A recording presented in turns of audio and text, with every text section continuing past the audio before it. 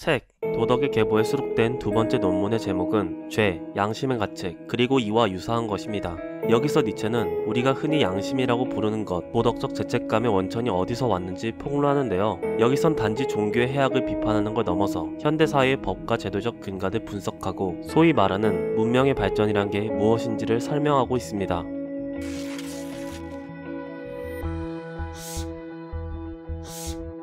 니체는 독특하게도 망각의 순기능에 대한 예찬으로 자신의 글을 시작합니다. 니체는 망각이란 능동적인 억제력이며 의식을 재정비하고 내면의 혼란을 방지하는 인간에게 꼭 필요한 능력이라고 말하죠.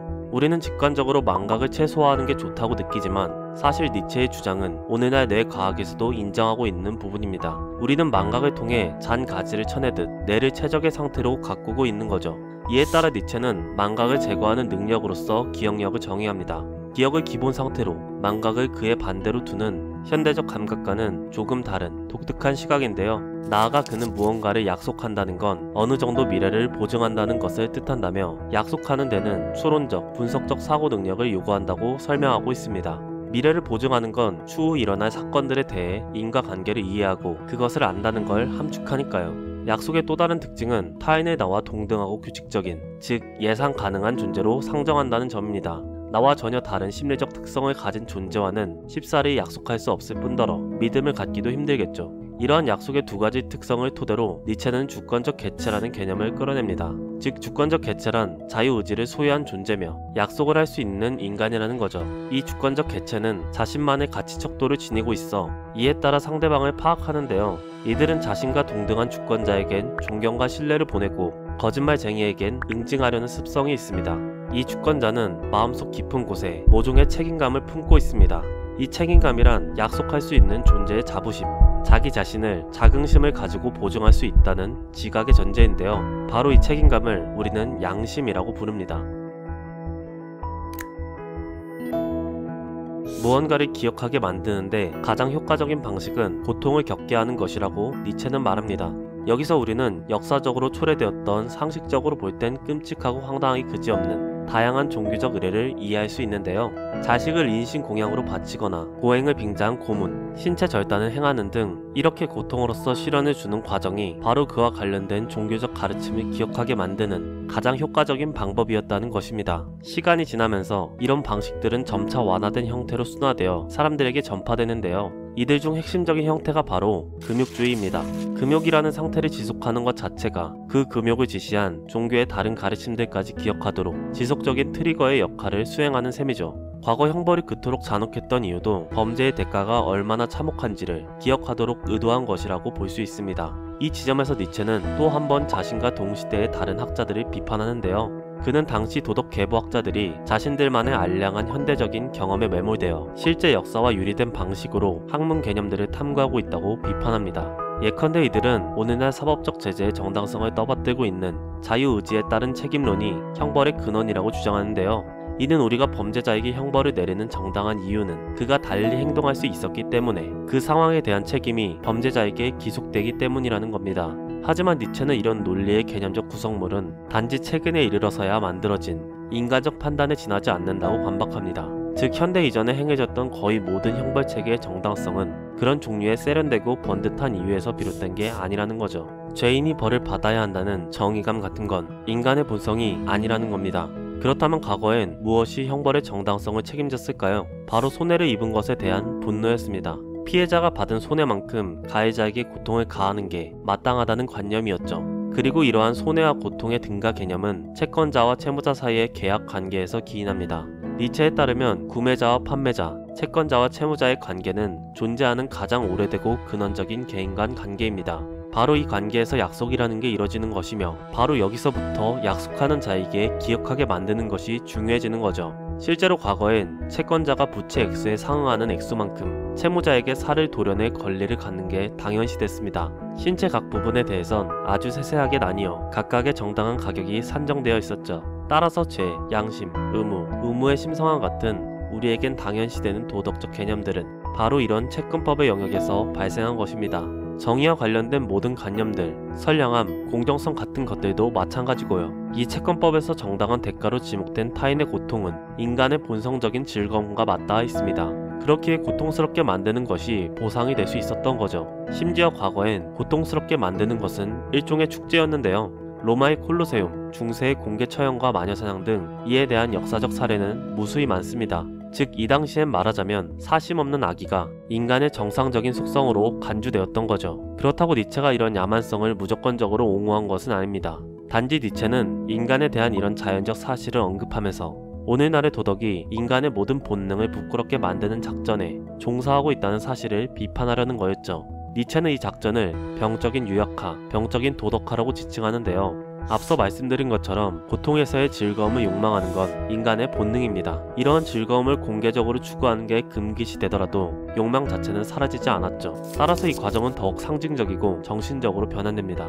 이에 따라 발생하는 오늘날의 고통, 니체가 정신증, 소화계통의 문제로 비유한 고통의 총량은 오히려 과거 고통의 총량보다 훨씬 많아졌다고 그는 역설합니다. 우리가 눈살을 찌푸리고 잔인하다며 손가락질하는 그러한 야만적인 문명권에서의 고통보다 세련됐지만 병약한 현대사회에서의 고통이 그 규모의 측면에서 훨씬 거대하다는 거죠.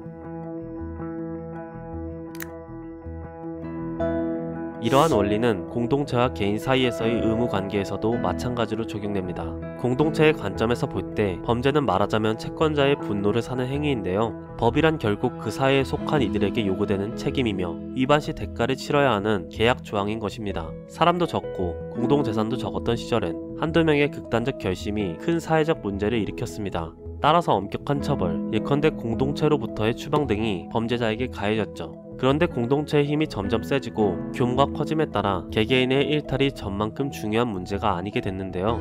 이에 따라 형벌도 약화되기 시작합니다. 공동체는 점차 가해자의 권리를 말하며 그들을 보호하고 어떤 위반 행위든 변상 가능한 것으로 간주하게 됩니다. 그냥 내쫓거나 죽이는 것보다 빚을 지우는 게 사회적으로 이익이기 때문이죠. 어쨌든 이러한 니체의 분석에 따르면 결국 법의 시작은 약자들의 원한을 조율하고 중재하며 부분적으로 해소시킬 수 있도록 만들어진 강자의 규칙입니다.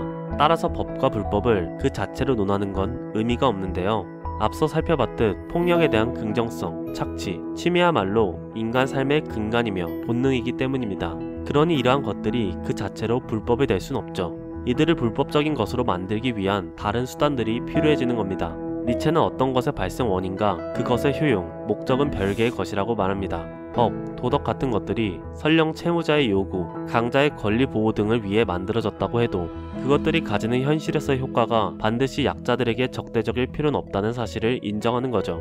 달리 말하면 발전을 거듭하다 보면 그것의 시작과는 전혀 다른 것으로 변모될 수도 있다는 것입니다. 그런데 발전이라는 말에 대한 우리의 직관과는 달리 니체는 발전이란 하나의 목표를 향하는 진보 따위가 아니며 단지 경쟁하는 내용들 사이에서의 제압 과정이라고 말합니다.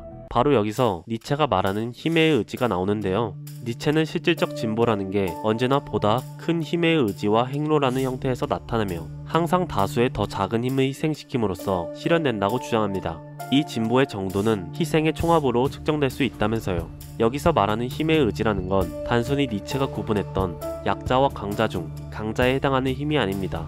약자 노예들 역시 연합하여 한 방향의 의지를 형성하면 그것이 힘이 되고 한 사회를 전복시키기도 합니다. 그런데 단순히 인구 규모의 측면에서 보자면 약자들은 강자보다 훨씬 많습니다.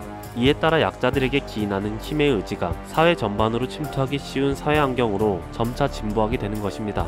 예컨대 니체가 책에서 민주적인 병적 혐기라고 표현한 지배자에 대한 현대인들의 혐오주의는 과학에도 침투하여 객관성을 파괴하고 본래적인 능동성이라는 개념을 사라지게 만들고 있다고 경고합니다. 본래적 능동성이란 자발적이고 공격적이며 침투적인 무언가를 새롭게 해석하고 방향을 설정하는 그러한 힘입니다.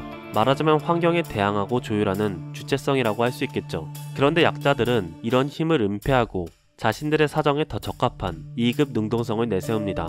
바로 적응이죠. 니체는 이러한 실태에 대한 스펜서를 인용하며 삶 자체도 외적 환경에 대한 점점 더 한목적적인 내적 적응이라고 정의하기에 이르렀다고 개탄합니다. 이러한 양상은 형벌과 양심의 영역에서도 나타납니다. 니체는 형벌을 지속하는 것과 유동적인 것으로 구분합니다. 지속적인 것 안에는 관례, 절차, 동작 등이 포함되고 유동적인 것엔 의미와 목적, 형벌 부여에 결부된 기대 등이 해당하는데요. 사람들은 흔히 어떠한 의미, 목적이 우선으로 생겨나고 그에 맞춰서 절차나 관례가 구성된다고 생각합니다. 하지만 역사적으로 볼 때 가장 먼저 생겨나 가장 오랫동안 지속된 것은 오히려 실행 절차 관례의 구성 요소 같은 것들입니다. 반면 그것에 부여된 의미, 목적은 시대 양상에 따라 계속해서 변화하고 조정되죠. 즉 형벌을 가하기 위해 그를 위한 절차가 고안된 게 아니라 오히려 먼저 생겨난 절차에 형벌의 의미와 기대가 편입된 것입니다. 따라서 오늘날 형벌의 의미는 다양한 관점에서 여러 가지 형태로 제시될 수 있습니다. 하지만 니체가 그 중에서도 지목하고 강조하는 역할은 형벌이 무엇보다도 죄책감의 발달을 억제하는 가장 강력한 요인이라는 점인데요. 왜냐하면 범죄자가 재판 절차나 형 집행 자체를 봄으로써 자신의 행위나 행동 방식을 답습하는 온갖 법 관계자들을 목격하게 되기 때문입니다. 이들은 범죄자를 고문하거나 공무원을 매수하고 계략을 꾸며 용의자를 함정에 빠뜨리거나 모욕, 감금 등을 정의의 이름하에 남용합니다. 이런 양상은 그 사정이 훨씬 나아진 오늘날 법 현장에서도 숱하게 나타나는 모습들이죠. 따라서 양심의 가책이라는 것은 법 체계에서 자라거나 촉진된 것이 아닙니다. 니체는 형벌에 대해 인간을 기들이긴 하지만 인간을 더 나은 존재로 만들지는 못한다고 평하죠. 그렇다면 양심의 가책이란 무엇일까요? 니체에 따르면 이것은 하나의 병입니다. 환경의 압력으로 인간에게 새겨진 심각한 질병이라는 거죠. 외부로 발산되지 않는 인간의 공격성, 동물적 본능을 모두 안으로 향하게 만들며 인간을 수동적이고 짓눌린 존재로 전락시킨 인간 사회의 거대한 해악입니다. 인간이 자기 자신에게 시달리게 만드는 바이러스 같은 거죠. 그리고 이 병을 사회제도와 법 같은 것들이 개인에게 내면화하도록 강요하고 있다고 니체는 말합니다. 정리하면 국가는 계약에 의해 발생한 게 아니라 자유의 본능에 따른 강자들이 타자를 피로 복속시키는 과정에서 그 규모가 커지고 유화된 것입니다. 그렇게 복속된 약자들은 자기 내면에 깃든 나약함, 원한을 다른 약자들과 연대해 사회 전반에 전파시킵니다. 그들의 힘의 의지가 더 작은 규모의 고귀한 것들을 말살하고 은폐합니다. 이러한 과정에서 나타난 것들이 기독교를 비롯한 종교고 인간의 본래적 능동성을 억누르는 양심이라는 것입니다.